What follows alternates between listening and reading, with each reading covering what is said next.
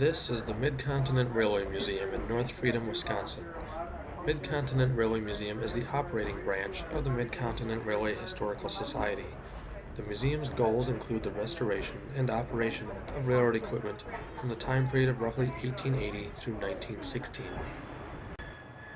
In 2012, over 21,000 visitors came to North Freedom to take the 7-mile round-trip train ride and see the many restored cars and locomotives. The nearly hour-long train ride serves as the highlight of the museum for many visitors.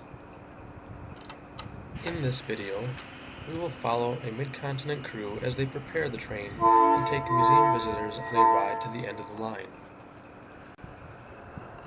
For the train crew, the day begins and ends with paperwork.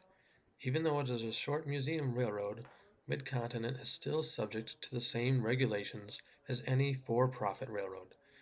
This requires meticulous record-keeping of crew members, their work hours and rest periods, information on train consists, weight, and destination, and so on.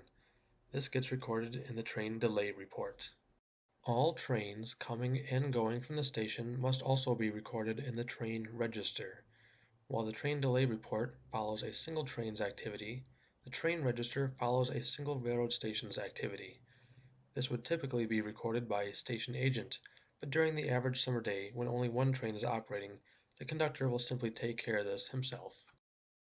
Before a train can leave, it must first have authority to do so. At Mid-Continent, this is granted via either a train timetable or written train orders. Our train is scheduled in the timetable and therefore no train orders are needed. Had a train order been waiting for our conductor, it would have been indicated to him via the station's order board. These can come in a variety of shapes and sizes. North Freedom's train order board is mounted on a mast just outside the depot's bay window. These two levers here control our order board, which is a big tower standing right outside the depot. If the arms are up, that tells the trains on the tracks out here that they are not allowed to leave the depot until they've come in here and picked up their train orders, which are usually waiting for them right here. And once they get the train orders, the conductor or whoever picked them up will raise the board back up so that they are clear to leave the station. On the day of our visit, something out of the ordinary occurs. A cracked window pane has been discovered in Delaware, Lackawanna, and Western coach car number 563. This is a Federal Railroad Administration defect and the car must be bad ordered, meaning it cannot be used until repairs are made. The car will have to be substituted with a car from the coach ready track. To begin, we will need a locomotive. The conductor informs the engineer that the switch is properly lined to allow exit from the engine house lead track. After clearing the switch, the track is once again lined for the main line.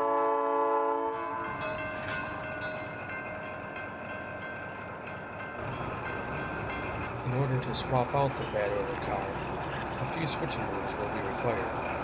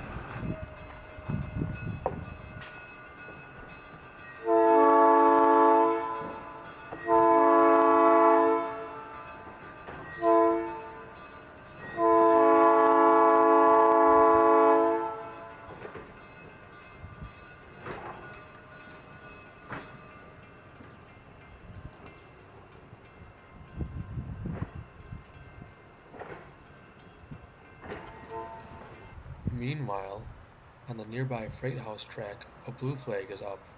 This indicates workers are on or under a car and the track is off limits to the train crew. That worker is a museum volunteer relettering a Duluth and Iron Range flat car built in 1897.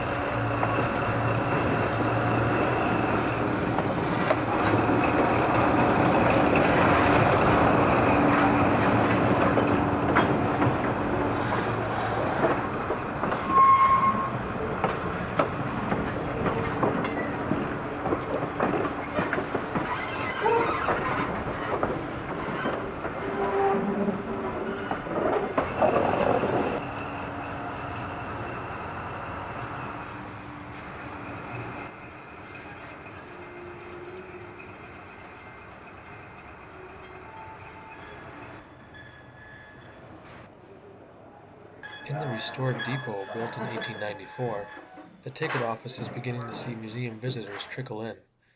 While waiting for the 11 a.m. departure, passengers view the museum exhibits, browse the gift shop, and use the waiting room as originally intended.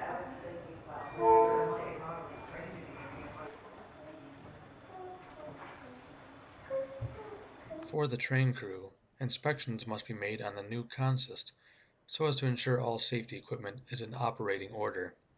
This means inspecting the cars for any broken or malfunctioning parts, and then completing a car inspection report. These are our marking lanterns, and essentially they're like the brake light of a train. If these are not hanging off the back of the train, then that is technically not a train.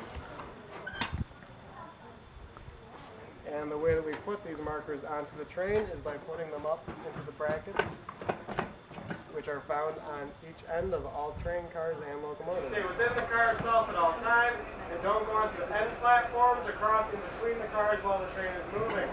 And this car is almost 97 years old and still under restoration.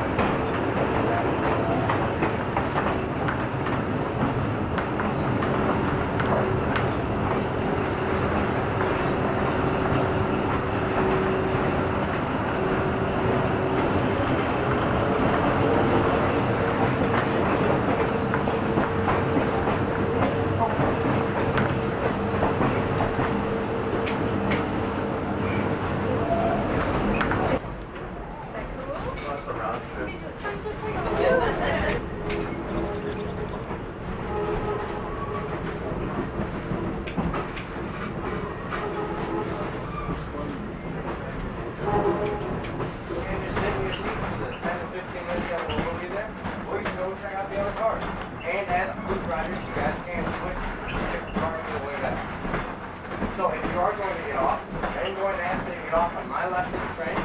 Front, rear.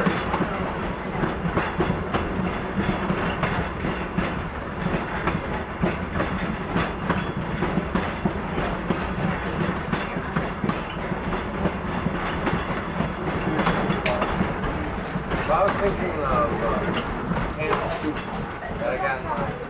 I can get breakfast, man.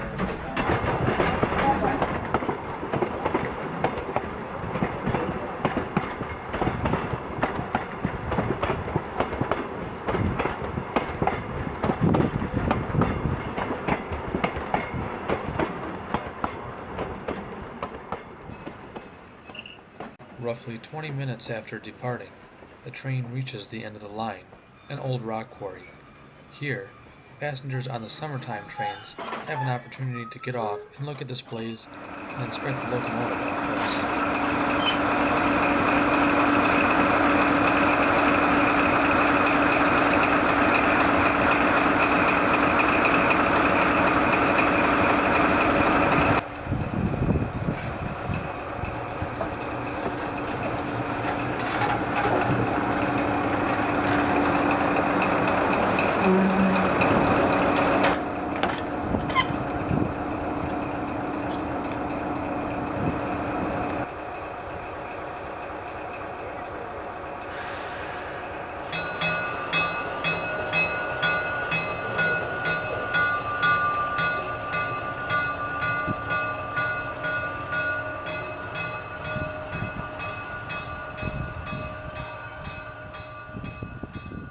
While passengers stretch their legs and check out the displays, the train crew has added a tail hose to what is now the last car of the train, along with train marker lights.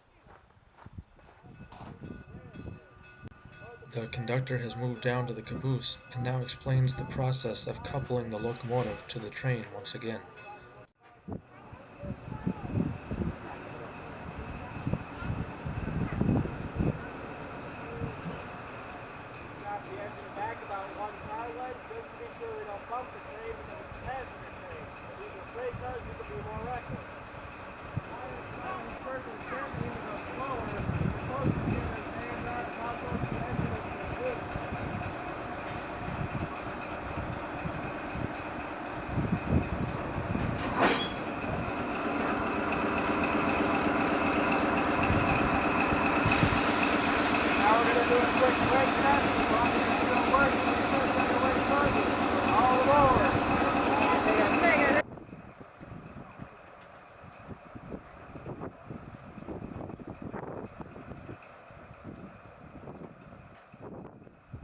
Because the train arrangement has been modified, a quick test of the brakes is required. The trainman signals the engineer to apply the brakes as he watches the last car. If the brakes respond, the test proves the brakes are properly connected throughout the entire length of the train.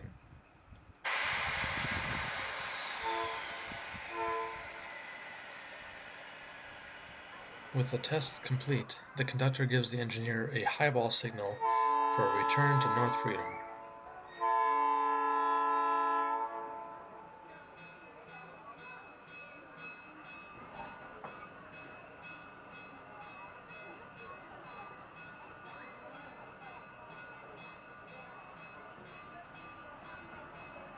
Next stop is New York City. I hope you guys are ready.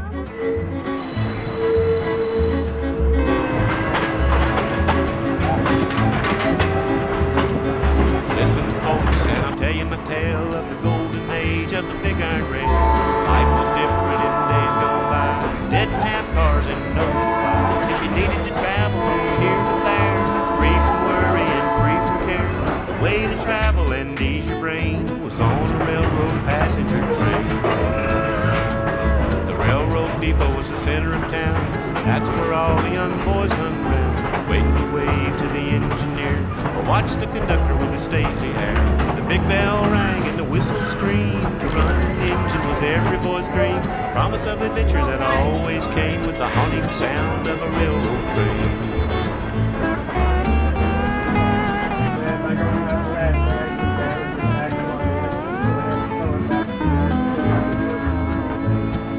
You paid your fare and you boarded the car. Your neighbor asked, are you traveling traveling far. Train started up with an area jar.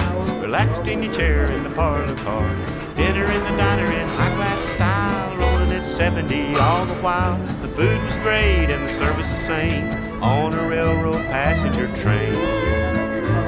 The conductor called tickets walking down the aisle, collected his fares with hardly a smile. The Pullman porter with his manners so fine, picking up shoes just to give them a shine. Watching the scenery rolling on from an open knobs or a vista dome. You traveled relaxed and arrived the same on a railroad passenger train.